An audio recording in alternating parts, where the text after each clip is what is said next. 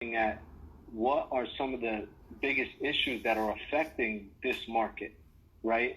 Like, for example, like Hispanics, minorities, you know, a lot of them don't understand credit, right? A lot of people just in general don't understand how credit works. I mean, it's something that is holding a lot of people back, right? Financial advice, you know, financial like IQ. We're not taught this in schools. No. Right? So, you know, if you don't have a college education, even if you do have a college education, you're not being taught what you really need to understand.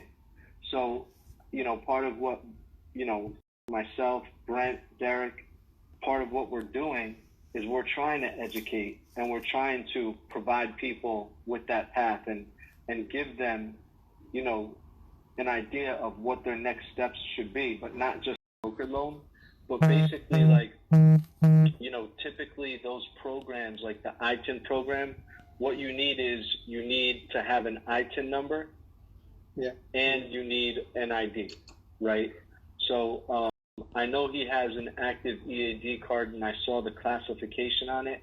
I believe, you know, the only problem is that he doesn't have an active visa. So, you know, a lot of times that's the problem, is that, you know, people, they enter the, like, there are certain people that have social security numbers, right? But they don't have an active visa, right? And they have a driver's license, they file a tax return, or they're a W-2 employee, right? Mm-hmm. And they get a W-2 with their using their social security number. How does that happen, right? That happens because when people enter the country, they might, if they enter the country legally, there are typically like severe penalties for that, you know, depending on if it's within a year or if it's over a year. Over a year, the penalties are pretty severe. But for some, you know, you can overstay your visa, and as long as you don't leave the country, you know, you can continue to work here, use your social security number, file your taxes, and really nobody will say anything, right? Yeah. It'll just be like if you try. So there are a lot of people here that, you know, they have, they've done that. They've come here legally on a visa. They've overstayed it.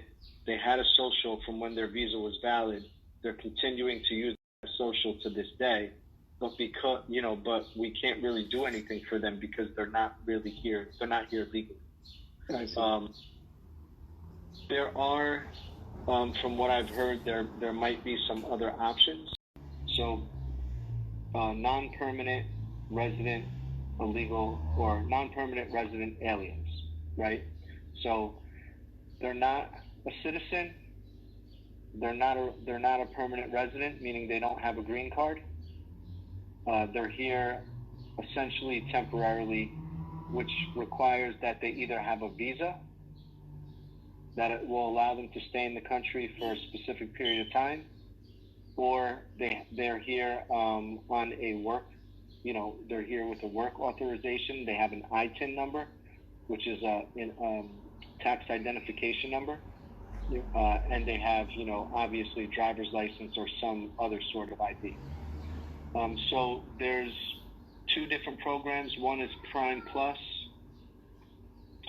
and there's another one. Well, these are a lot of guidelines that I won't go through all the guidelines with you, but just kind of this $500,000 million for primary and second homes.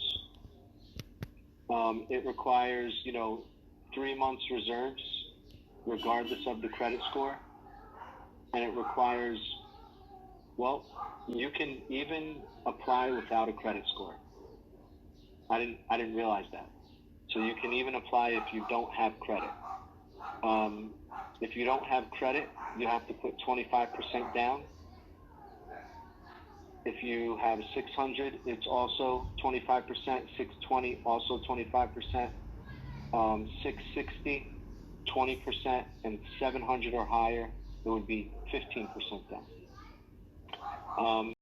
So you can, those loan-to-value percentages are based on either a purchase or a refinance, but only a rate and term refinance.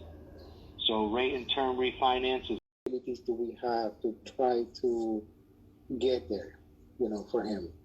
So there's definitely a lot of opportunities with him working for a public school district. Yeah. So automatically, he's going to qualify for what's called public student loan forgiveness. So he will have his loans forgiven after 10 years of making qualifying payments. The bigger question that I would have, and obviously we might have to talk offline about this, is exactly what loans he kind of has and what loan repayment programs that they are in. Because many times people don't find this out until like 10 years down the road when they think they're going to be forgiven. They were in the wrong loan payment program for 10 years. And now they're not going to be forgiven for an additional 10 years. So it's kind of just looking at that. But also with him being an educator in the Patterson School District, his income-based repayment plans are definitely going to be like that.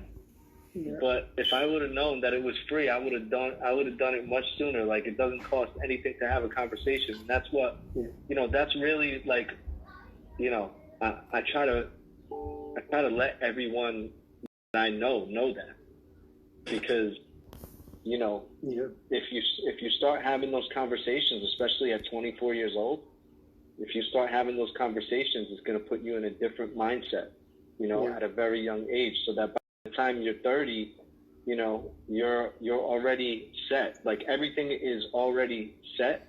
It's just a matter of you, continuing to progress in your life and build, Right.